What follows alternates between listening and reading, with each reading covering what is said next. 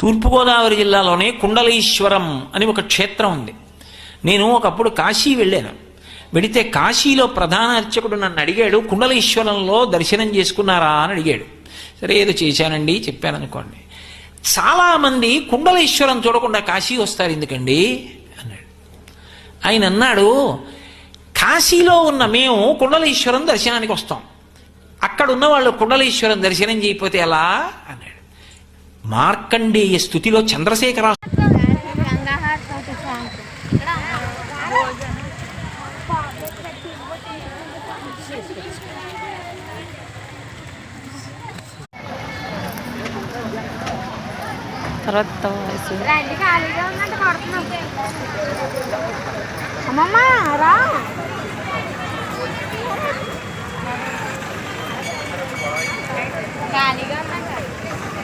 శ్రీనివాసరావు గారు